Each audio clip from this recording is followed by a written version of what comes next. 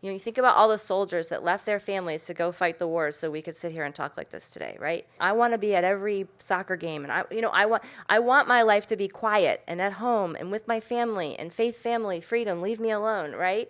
But if we don't engage in a more civic way that takes us away from some of that stuff, we're going to lose it. Mm-hmm. And the founders were willing to pledge all of that, to build it, and we have to be willing to make some of these sacrifices to keep it.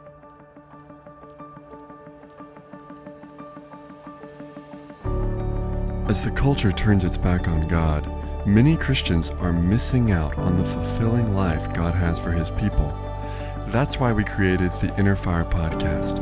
Join me, Andrew Carroll, and my dad, Scotty, as we confront modern complexities with timeless truth so that you can be equipped to live out the Word. We hope this podcast is a blessing to you.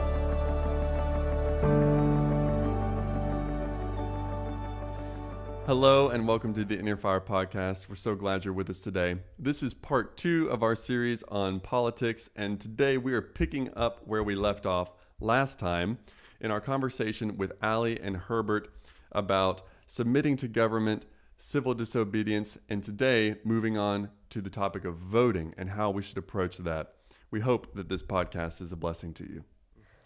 I think both of what you've said is very valuable, and I agree that there is a place for civil disobedience in the life of a Christian.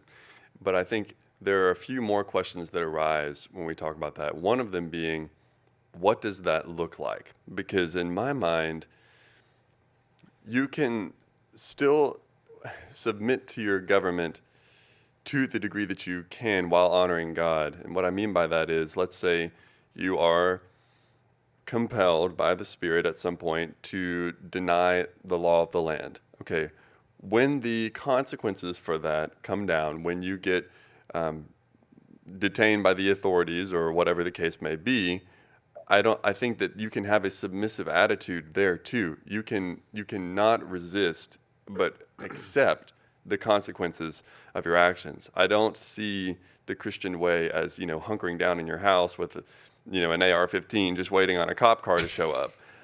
So that's one thing that I would like us to comment on is what that looks like. And then also in the United States governing system, what is our governing authority? Now, we have political leaders who hold authority, but the highest authority in the land is the Constitution. And we know that those two things are not always in consonance with each other. Sometimes the political leaders will act in an unconstitutional manner. So when that is the case, what does it even mean to submit to your governing authorities? Is your authority first to the human being in office, or is it first to the document? Well, I think it's first to the Constitution, and every political leader that you're talking about right there takes an oath, and the oath is to follow the U.S. Constitution and the state constitution if you're a state government official. So, if you disagree, and I think you need to hold them to that. There are DAs, district attorneys, in several states who have said, we're not going to enforce the law. Well, they need to go back and look at their oath. They may not like the law, but they're called to and vested with the responsibility and duty to enforce the laws. There's discretionary thing, but just to have a blanket statement and saying, I'm not going to do it, I don't see that as complying with their oath. So that's one place I would start, is they take an oath, and I think our allegiance is to the Constitution, not to individuals. Although individuals are vested with authority, and we should submit to them as Peter said with limits. But I think it's I think the Constitution is a wonderful document. It's amazing with its checks and balances, and the three branches of government, and the separation of powers. I mean, that was just so brilliant to think up something like that and put it in place.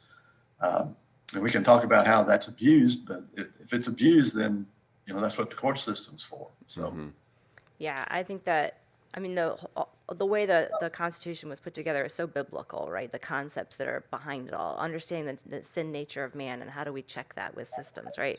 And so I agree with Herb 100%. We're a nation of laws, not of men. And I will say that when I was in the Department of Labor, every single person who came to serve raised their hand and did that pledge, whether you were Senate appointed or not, even lowly little, admins running around. We all took that pledge to honor the Constitution. And I think what Herb is saying there at the end about the courts, right? That's the question, I think, is when, or I guess the next question is, when, okay, so if there's a problem, what do you do about it, right? And then I think that's where the lawsuits come in, right? We have plenty of lawsuits flying around the courts saying this is unconstitutional. This is a man, an elected man or woman, whether they be head of HHS or head of the Housing and Urban Development or, the White House or whatever, making a law, trying to create a law that is in violation of the Constitution. And so that's what we're living out what you're talking about. Yeah, right. With all this litigation. That's what that is. That's saying, no, the Constitution here, not people, just making law. Or following, if you're in the administrative state, I mean, not to get too wonky on you, but like Congress passes laws that say if you're going to do regulations in the government, in, the administration, in the White House, in all the agencies, the alphabet soup, you have to do it a certain way. That's not a constitutional law, but that's a statutory law, and they have to do that, right? So we have lawsuits saying, hey, you broke the rule, you did that, and you didn't do it the right way. And we have to, procedure matters, process matters. So you look at our whole docket, it's really a living out what you're talking about. Yeah, totally. Instead of just lawlessly saying, we're not going to do that. Right. Your average person probably doesn't wake up every day and think, well, this is an unjust law, so I'm going to file a lawsuit. So they're trying to make their decision of just, okay, should I go left or should I go right around this law? And I think to make those decisions, I think you need that foundational understanding of our allegiance first is to God, and then as citizens of the U.S. is to the United States Constitution, which quite honestly I think is, I don't really see any conflict between the U.S. Constitution and God. You know what I'm saying? That it was so well, that Herbert was saying, it was so brilliantly put together. It gave space for all that. But then once that comes on down, there is a process. If we think a law is unjust, there's a process for undoing it. It's not going rogue, as you were kind of describing a minute ago. It's following that process and somewhat trusting the process. And that's one of the problems that I see with the whole political sphere is people have lost confidence in the process, which, quite honestly, just makes people want to withdraw. It makes us want to quit watching the news. It makes us want to not go to the school board meeting. It makes us not want to go to anything because we've lost confidence in the process. And I think what we're saying is if we don't engage with the process, we're not going to regain that trust. And so I think that's what we're saying here, if somebody has a comment on that. And to the extent that these issues are addressed in the courts, to remind people, no judge gets appointed without, someone at least in the federal bench, someone in Congress voting and saying they can go there, and a president putting their name forward, actually. So that was the first step, right? The president puts the judge's name forward, and then in the Senate, they're deciding whether to send them to the court. But if you don't like the way these decisions are being made, then you got to back up and pay attention to who you're voting for Senate and for president, because they're the ones that are determining who's deciding your lawsuit. So, and judges, they're supposed to sort of be neutral, but they tend to be ideological, right? They tend to kind of follow ideology. So it matters the kind of people you're putting into office, and it makes the voting even that much more important. Yeah, so I think this is interesting what's come up here, and I guess I'll put a question to the three of you in kind of a yes or no format. Given everything that we've said here, should we consider it a tenet of submission to government authority that when an issue comes up where there is a conflict between a political leader and our founding document or some other governing document, is the impetus on us to go through the channels, to go through the process rather than just to rage against the machine or whatever. I think. Are you asking? Is it? Should it be? Do we have an obligation? Yes. To do something to undo the unjust thing? Is that an obligatory action on our part? Is that what you're asking? Yes, I think. Should that be a part of our turning away from the injustice? Well, I think that, there's different ways to rage against the machine. And one thing that I think, at least at ADF, we're very aware of is that, you can win all the court cases and lose the culture because you're not also filling the advocacy airwaves with the thinking and the talking and all that, right? So it's not, so no, should you rage against the machine? No. But is the answer to only file lawsuits? No, right? I asked the guy who runs our Center for Academic Freedom, I said, what can the lawyers do? He said, honestly, if they would write op-eds just kind of saying what everyone else is sitting at home thinking but isn't courageous enough to say, to kind of like remind people, you're not alone. Yes, free speech is a good thing. No, you don't think all this craziness should be happening, and but I think that we do have an obligation to say something. And no, it's not always to file a lawsuit. A lot of what's happening in the schools is challenging. There's not always a lawsuit that fixes everything.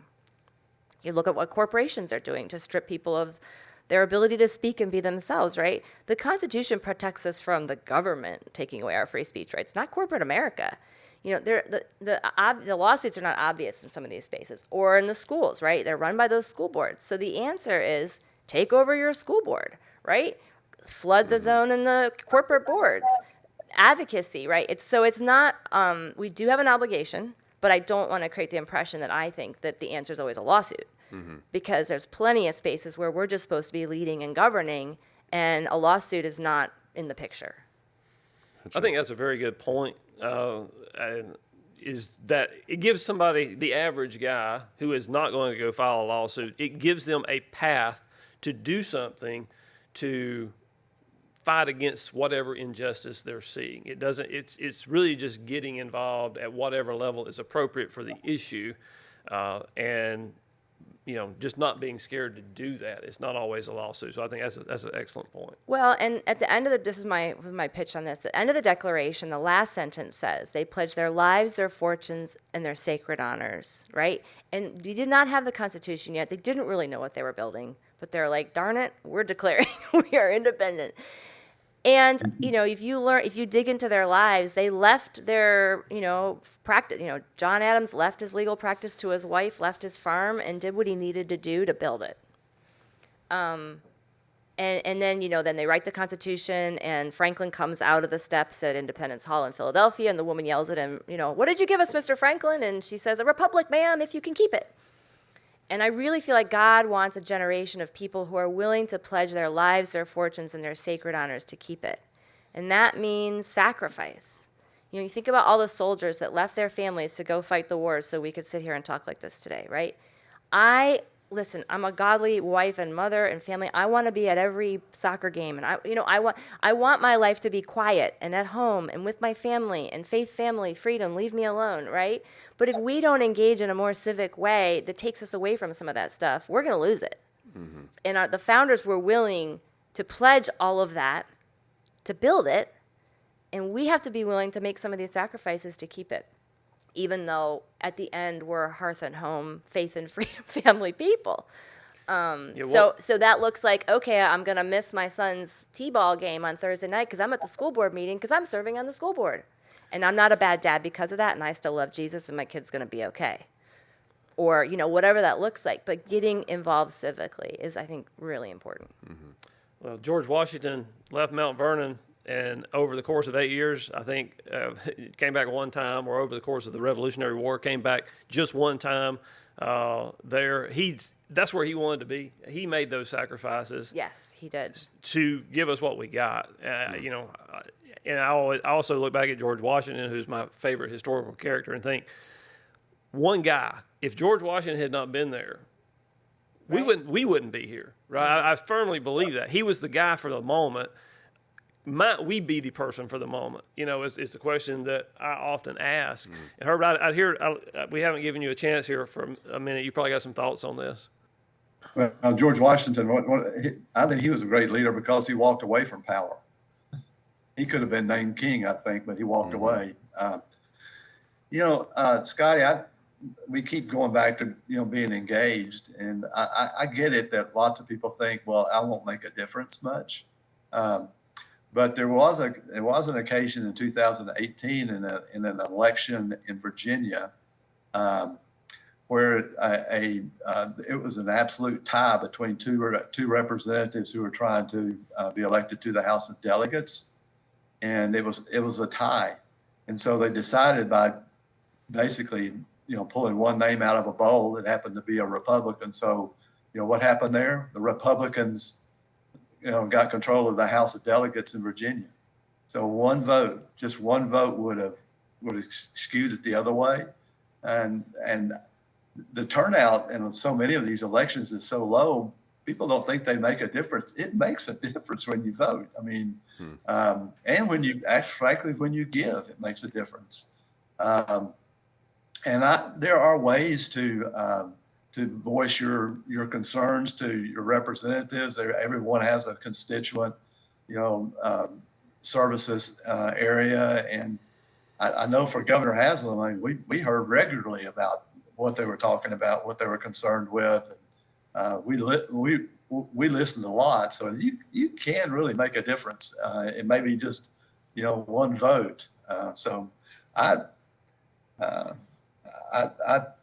really would encourage people to get involved and figure out, and particularly if you know a leader who's interested, get behind that leader. That's what I did. I had a good friend who wanted to run. And I said, "How can I help?" So.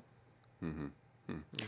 Yeah. So it sounds to me like what we're saying here is not so much that a lawsuit is necessary to address a certain injustice that's coming down from the government, but in some way increased involvement in the political process, whether that be at the school board level or at the Supreme Court level, just making our voice heard and sacrificing what is necessary to do that. Well, and I think also just for Christians quickly. So my kids were homeschooled, and they're in private school. We've never been in public school. But the reality of it is that a lot of kids are in public school, Mm-hmm. and my kids are going to be living in a world that's run by a lot of kids that went through public school. Mm-hmm. So, it's important, and maybe I'm preaching at myself today, but I know school boards elect people that are not in the school system. You could you could say, well, they will never elect me. I don't even have a kid in this public school. That's just not true. People do get elected, so don't let that stop you. Mm-hmm. I actually have a friend who doesn't have a kid in the public school system who ran for school board for that very reason. They're like, the school system is producing our citizens. Correct. Whether we have a child there or not, shouldn't we be interested in what's coming out of the public school system? So yeah, I totally agree. Stewardship of your tax dollars, right? You talked about stewardship earlier. Absolutely, yeah. Well, and we had her on the podcast in We did. season 1, so people can go back and check that out. Now Shout out to season 1. we're running a little bit low on time here, and there's something that's really important that I think we need to get to because we do have a presidential election coming up, and we just need to deal with the idea of what does it mean to bring our faith to bear in our voting choices. We've already established that involvement in the political process, using the great privilege that we have to vote, is something that we should do. But when we look at a candidate or a bunch of candidates, what should we be looking for from a Christian perspective? Are we looking for someone who we think shares a Christian perspective, who does view God and Jesus Christ as their highest authority? Or is it more instrumental? Is it more utilitarian? Are we more looking for what we think the outcome will be of their holding office? Well, I think it's a really great question. Because there are practicalities to it that you have to weigh. There are policy issues that we're obviously really concerned about, and then there are our beliefs and what we really believe.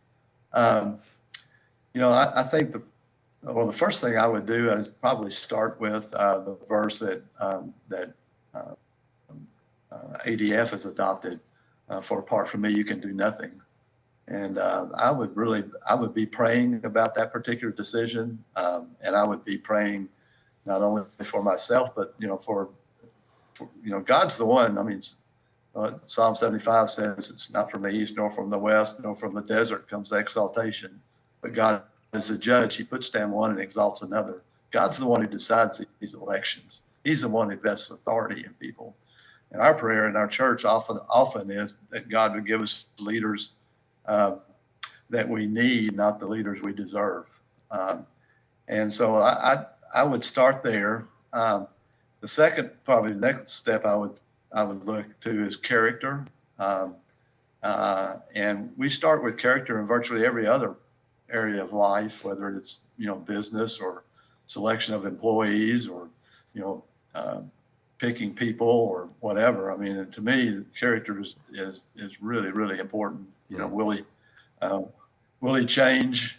Will he or she change once they get the office? We used to, when Governor has them appointed judges, when they put that black robe on, do they change?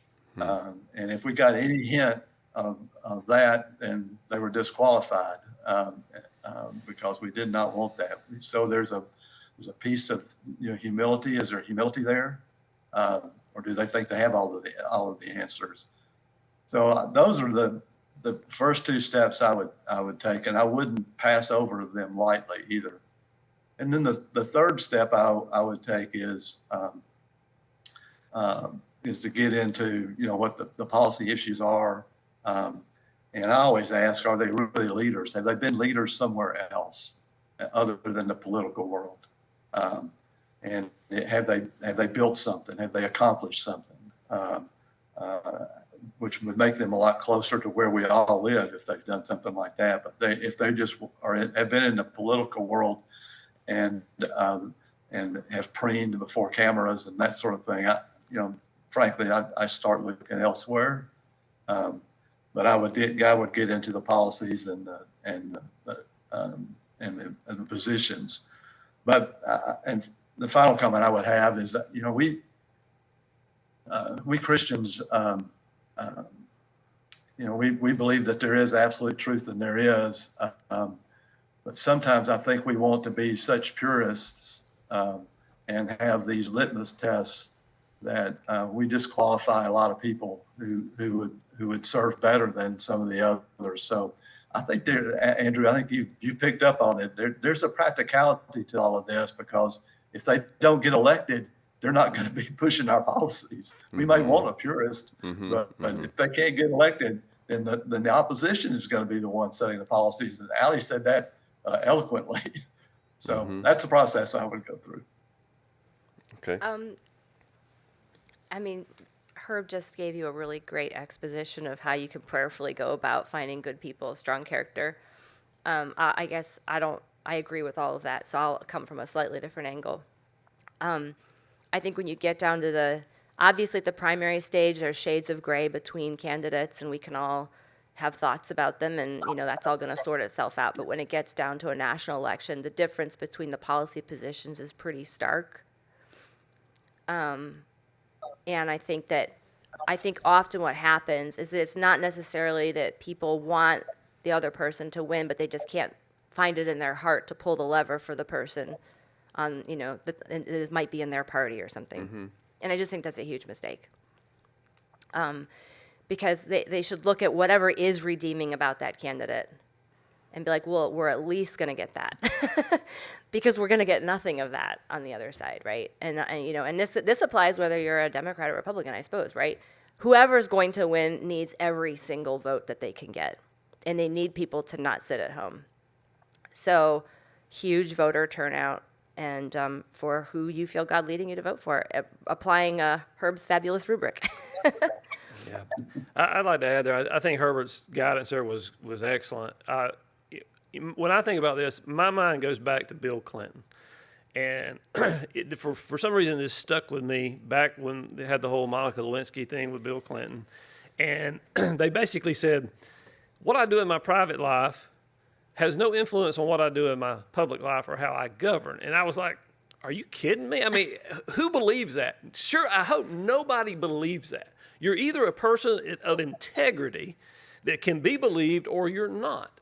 And so to me, our business, what's our number one core value? Integrity. And what we tell people is the minute you start lying to me, our relationship's over because we just can't deal with each other on anything less than that. And so what I would say is look for that in a candidate. If there's not a candidate and you have integrity, maybe you should run. Because we need candidates who have integrity that we can believe, because that's the only way we're going to restore faith in the system is when somebody says something and that's actually the truth. And I realize in the world we live today, figuring out what the truth is harder than it's ever been because of so much just rhetoric and so many sources of information. But to me, that's so important that a person is believable. And, Herbert said it earlier, people are looking for authenticity. And, yeah, we're all fallible. We all make mistakes. But just own those mistakes and be honest. Look for that in a candidate is what I would say. Yeah. Okay. So, wow, some interesting things to talk about here. So, we opened a can. So, Ali, Yeah. I appreciate what you said about, you have a single issue that you recognize as being of huge importance, and you might have to overlook some other things in the name of that. Okay, I'm going to put it to you the other way. Let's say you've got a candidate, and you know that they're going to do a lot of things for the country that you really think ought to happen, but their character is so abhorrent. Does it ever get so bad that you say, I'm going to now overlook the potential policy wins I could get from this person because of their character? So I would first ask myself, are their policies in line with God's law? The kind of policies they're putting forward. Because at the end of the day, that's what I'm going to live under. Now, if their character is such that they're going to ditch all those policies when they show up, that's a problem, right? But you are voting policies into place one way or the other. And I would overlook character to put the godly policies in place, especially if I have a track record to believe that those are the policies that are probably going to happen. Mm-hmm. This is hard stuff. I will tell you though. I mean, if you're gonna this is my hot takes from Ali. If you're going to say I can't vote for this person because of their character, maybe you're just going to stay home. But are you telling me you think the other person's character is better? Well, that's a situation we get into when we have limited choices, right? Right. Not trying not to be too specific or advocate for any direction here, but when you only have when both everybody's got character flaws, okay? But when the character flaws are large and you only have two choices, then what do? I do think it encourages people just to stay home. And I think what we're advocating is even though you don't have a good choice, vote policy is what you're advocating for there. Well, and I want to talk about the down ballot for a minute here. If you stay home because you're turned off by someone's character, you hurt everyone running for school board, for House, for Senate, all that down ballot that gets voted for if you show up. All those other great people. They get no votes if you decide that because it's a presidential election, you don't want to vote for this particular person and you stay home. Mm-hmm. So even if you're going to sit that one out because you just can't get past the character, show up and vote for all the other people on there that need your vote more probably than the person at the top. Herbert, what would you say? Oh, I think that's great advice, what Ali said. I really do. Frankly, those votes, especially local ones, may have more of an effect on your life than anything else. So that's a really good word. I really value the character piece, but there are practicalities and they need to be weighed heavily. I also want to say the Bible is full of God using messy people. David, adulterer, murderer, man after God's own heart, kingly, priestly. So it's messy. Well, this stuff is messy. And I think we tend to get hung up on presidential race because we are facing a presidential race later. But there are a lot of other elections. that are hugely important and make a difference in our lives and our kids' lives.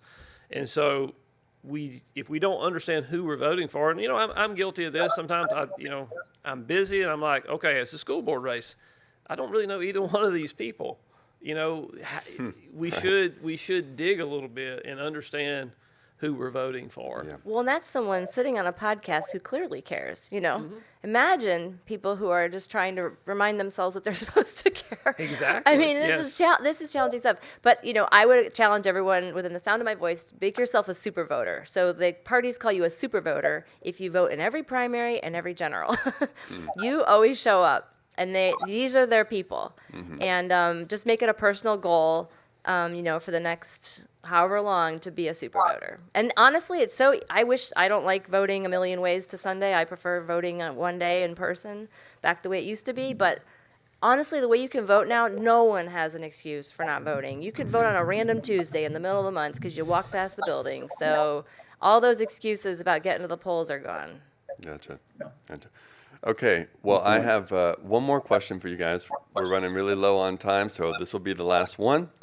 And it has to do with this issue of a binary, because we are talking with the assumption that we only have two choices at the end of the day. I mean, we have, of course, the primaries, but when it comes to the general, we have two choices. Okay, does there come a point where we say, okay, I don't think anyone, probably no one of the four of us at least, has been thrilled with the options that we have been given when it comes to the general. And I think that's the opinion of a lot of American people. A lot of us are sitting back thinking, oh my goodness, are we going to have Trump and Biden in 2024? How is this possible? Who is happy about that? Okay. When is it time to consider a third party? Now, as soon as you start talking third party, everyone says, well, you're just throwing your vote away. But I think we also need to acknowledge that we will only ever have these two options until some people decide to throw their votes away and invest in a third party. So I want to open the floor to you guys. When does the third party become a good option? When it doesn't take votes away from your guy. Sorry. Sure, go run, Green Party. It did happen in France. Macron was voted in with a brand new party. So, yeah, well, the two-party system is not. Great. I mean, it's Not not great. shared by a lot of Western countries. Andrew, I think one step that you've mentioned is, I think people miss this, but the primaries are where the candidates are really selected. And if you don't engage in the primaries, then you're missing out on the election, really. And I think most people are. I mean, if you look at the Republicans, I know, there are two of them that have dropped out for the presidential race, at least two recently, and if that field narrows, then that how people vote in Iowa, New Hampshire, and South Carolina, and Tennessee, and all the primaries, that makes a huge difference. That's where you want to select your candidates. So my advice was, definitely engage in the primaries. In Tennessee, we're a bright red state, so if you're not running in the Republican primary, you've really got an uphill battle in most situations, except for the municipalities. So, that's one thing I would do is really engage in the primaries. Now you've got with the No Labels group, playing in the presidential race now, and there's so much that. I think we lost Herbert's feed. I think he makes a really good point. I'll be fully transparent. I've never voted for a third party candidate. I've always picked somebody of the two. I do think that if you really don't like who's being put before you, get super engaged at the primary stage, which most people are not, let's be honest. And then they get stuck with who they're stuck with, and then they complain about it and they want a third, right? I would be more, and right now third-party candidates are mostly spoilers. They're not actual contenders, right? I mean, I think, is that a fair statement? They're spoilers more than actual I think contenders? historically it's a fair statement. Okay, I'm sorry. not so sure this year that couldn't change. Just I think because that's of our- fair. Yeah. So what I would say in response to that is, if we're going to do a third-party deal, like spend 4 years really establishing that party, making it a thing, so it can actually be like don't just in the last year before the election be like, oh, by the way, we have this third candidate, and and I guess like maybe there's enough momentum away from the selected candidate that you could swing that far, right?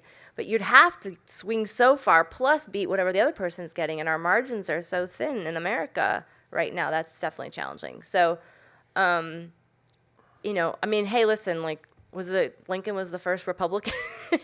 So parties that we now assume have been around forever weren't, and they emerged at they important shift. points in time to create shifts. And I don't think that those days are gone and that we're stuck with a two-party system and that's it, right?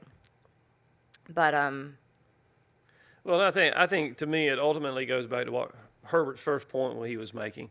We really need to seek God on this. I don't think we need to cast a vote just because we think this is the person that's going to win. Therefore, let's vote for them. I think we really need to seek God in that because, ultimately, at least for me personally, I'll say, God directs the hearts of kings. He holds them in his hand. And if we align ourselves with God, we're going to be on the winning side, even if we Amen. don't like the results of the election. These things have very difficult practical implications that we have to wrestle with, I think, Andrew.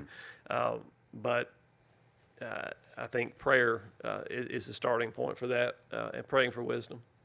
well, we Amen. follow our conscience in so many other things. So follow your conscience, right? Like talk to God about it and do as he leads. Yes, having a clear conscience is something that Paul talks about a lot. It's absolutely something we should strive for as Christians.